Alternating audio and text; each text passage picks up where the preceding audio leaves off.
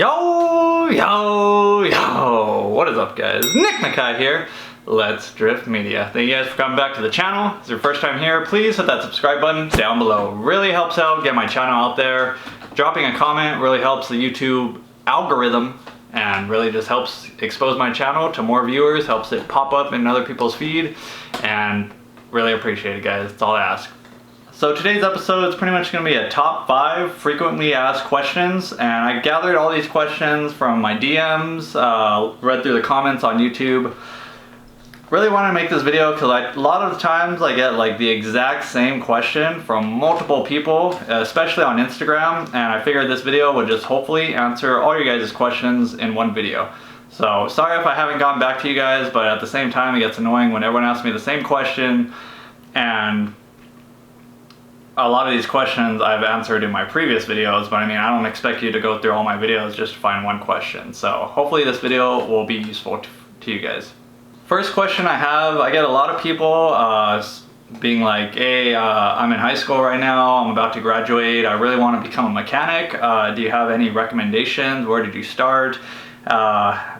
Any advice so I can follow your footsteps? Or even I'm in a different trade and I want to become a mechanic. Do you have any pointers, or where do I start basically? So how I started, as soon as I finished high school, I went to Citrus College and took the T10 program, which is a Toyota based program, and really got my foot in the door. But I went through their 2-year program. Towards the end of my second year before I graduated, they told me that this Toyota dealership was hiring loop techs.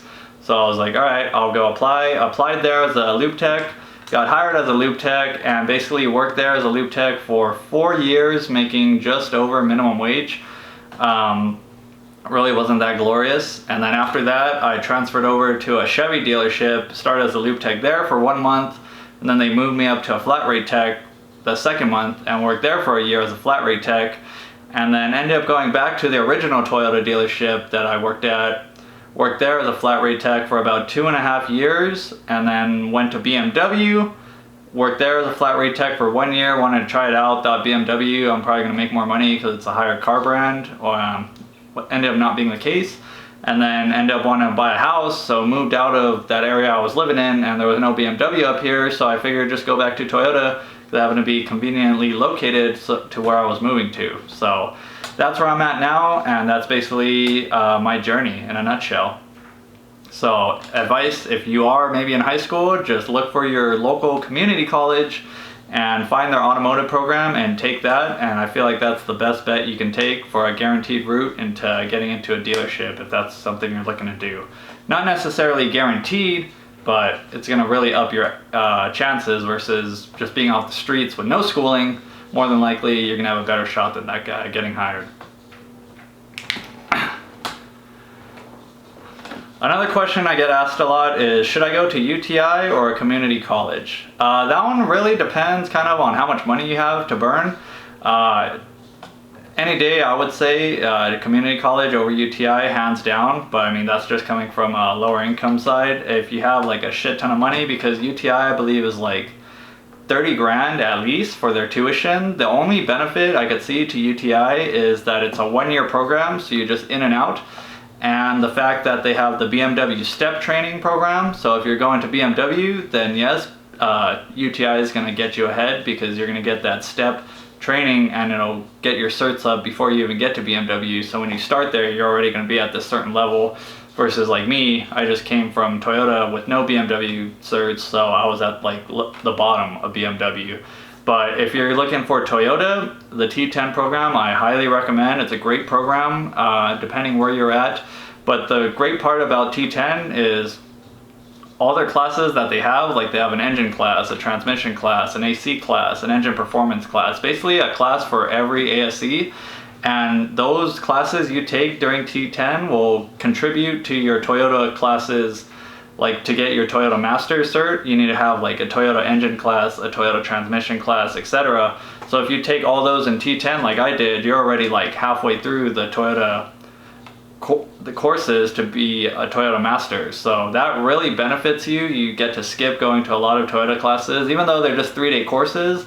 If you already have them, you're just that far up ahead on the list and the rankings. So I would recommend a community college, but I mean, at the end of the day, it all depends on where you're trying to go and how much money you have. If you have a lot of money to throw away, cool, but I did not come from a high-income family, so I went to the T10 program at Citrus, and my financial aid actually covered the entire tuition.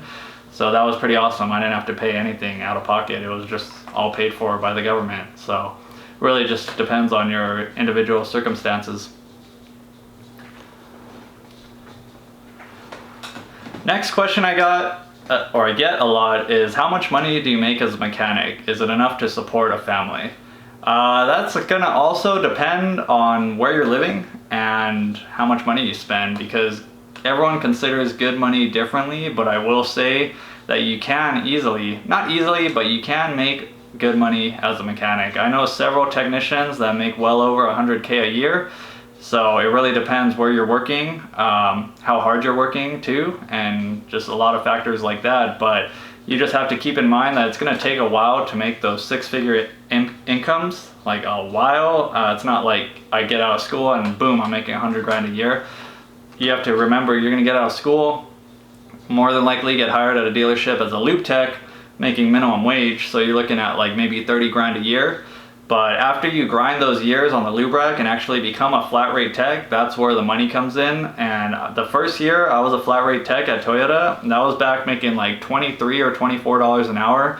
I took home 60K total, or not take home, but I grossed 60K. So that, I mean, back then I feel like it was pretty good, but even so, ever since then I've just been going higher and higher. So it all depends on your certifications. The more certs you get, the more dollars per hour you make.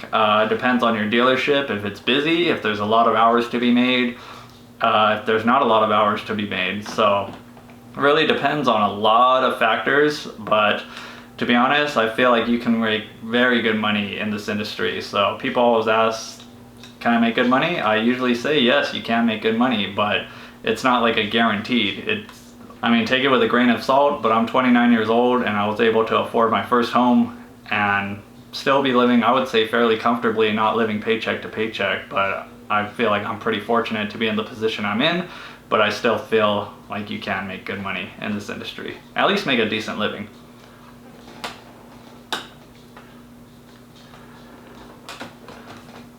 Another question I get is, I just got hired at so-and-so's dealership, or I just got hired here as a lube tech, or I worked over here, but I'm gonna go over here to this new dealership as a flat rate technician. Like, any tips of advice? The best tip I would have is just go in guns blazing, working hard, because those first couple months is the months where you're gonna have the most eyes on you, and you wanna really put a good impression. You don't wanna go into a new dealership like, oh, this guy's like a lazy ass, like this guy doesn't wanna work. Every time I've gone to a new dealership, I give it like 150% to show management and everyone there that I'm here to work and I'm capable of busting my ass. So I would say just go in, work hard. Don't be like the arrogant guy who's like, no, I don't do that, or I'm too good to this, or like go in there with like your chest all puffed up like you're the greatest, because you're probably not.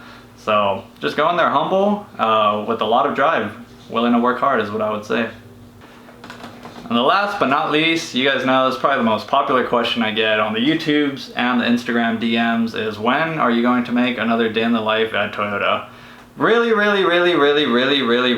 want to make another day in the life at Toyota, but the thing is, it's not my decision. I've asked management before and it's kind of just like an iffy answer, like no, like, well, how are you gonna film and work at the same time, even though it's pretty easy to set up a time lapse. But it really just comes to coming up with an agreement with management and Toyota to see like what they're cool with me filming and what they're not cool with me filming. So that's the reason I haven't done it, because I learned through BMW that you can't just kind of go in there filming like doing whatever you want. You kind of gotta jump through some hoops before it's the okay. So really plan on, hopefully within this next year, maybe we could come into agreements with the bosses at work and be like, maybe just be on the same page and I can bring you guys along with me at work. So that would be really awesome, but time will tell. So we'll see if that ever happens. Hopefully. I know you guys really want it, but I gotta put my job first.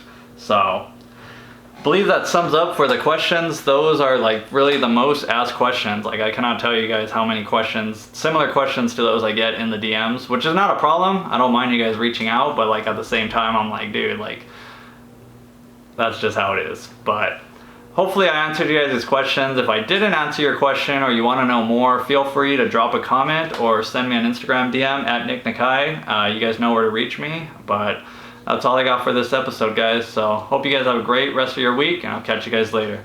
Peace! Hey, Bill, I'm in the mood for a switch up. I hit the function, hit the rose till I hiccup. I hit the stage and leave with money that's a stick up. She picture perfect, so I told him I'm a